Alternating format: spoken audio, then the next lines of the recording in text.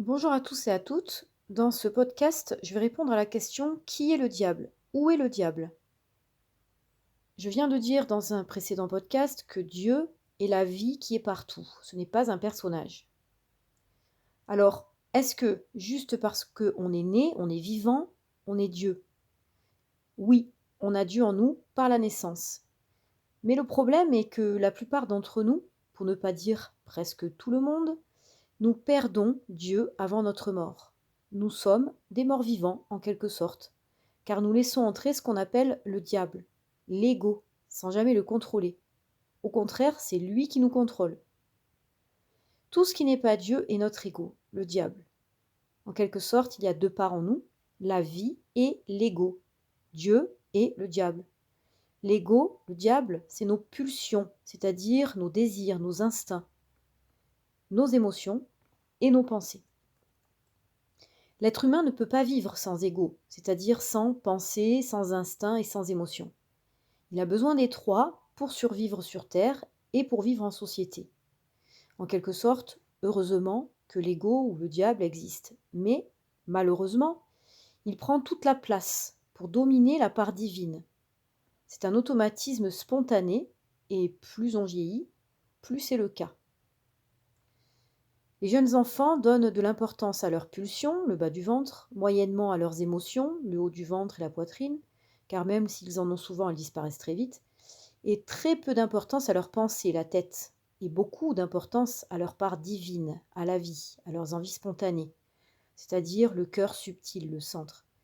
Pour l'adulte normal, c'est le contraire. Alors, qui peut-on maîtriser en chacun de nous? Le diable. Nous pouvons le maîtriser, le contrôler, le réguler si nous apprenons à le faire et si nous avons l'intention de le faire. On ne peut pas maîtriser ou contrôler Dieu. On peut développer Dieu en nous et amener Dieu en nous, aller à sa rencontre le plus souvent possible, en faisant certaines choses, mais ce sera l'objet de ma prochaine vidéo. Donc si on maîtrise le diable, on maîtrise déjà nos pensées conscientes et inconscientes.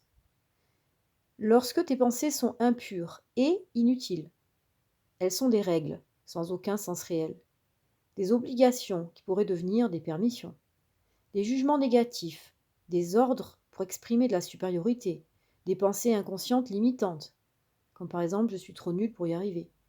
Lorsque tes pensées sont impures et utiles, elles sont des règles ayant une utilité réelle, comme assurer la sécurité des personnes autour de toi par exemple, des obligations nécessaires, comme penser à payer tes impôts ou sortir tes poubelles, des jugements positifs, des pensées inconscientes positives, comme j'ai un fort instinct maternel ou par exemple. Lorsque tes pensées sont pures, elles deviennent de simples intuitions, de la foi. Donc, si on maîtrise le diable, on maîtrise aussi nos émotions. Quand tes émotions sont impures, elles sont de la haine, de la jalousie, de la peur, du stress, du désir sexuel, de la convoitise, de la passion amoureuse. Quand tes émotions sont pures, elles deviennent de l'amour inconditionnel, désintéressé, de la compassion pour les autres êtres humains et les animaux, l'amour de la nature, le respect de la vie, la vision de la beauté en toute chose. Et enfin, si on maîtrise le diable, on maîtrise ses pulsions, autrement dit ses instincts, ses désirs. Heureusement, nos pensées ont un rôle positif à jouer sur la maîtrise de nos instincts et elles les régulent. En effet, si on ne vivait qu'avec nos instincts, nous vivrions comme les animaux et dans un chaos total. Quand tes pulsions sont impures et négatives, elles sont par exemple l'achat compulsif, la boulimie, l'envie de tuer, de voler, de détruire, de posséder, de dominer. Quand tes pulsions sont impures mais positives, elles sont le désir amoureux pour une personne, l'élan de créativité. Et quand ta pulsion est pure, elle devient la force de vie. Et les êtres humains sont persuadés qu'ils sont leurs pensées, leurs émotions et leurs pulsions, en plus d'être leur carte d'identité. Personne ne se dit « je suis la vie, je suis l'énergie, je suis l'amour inconditionnel ».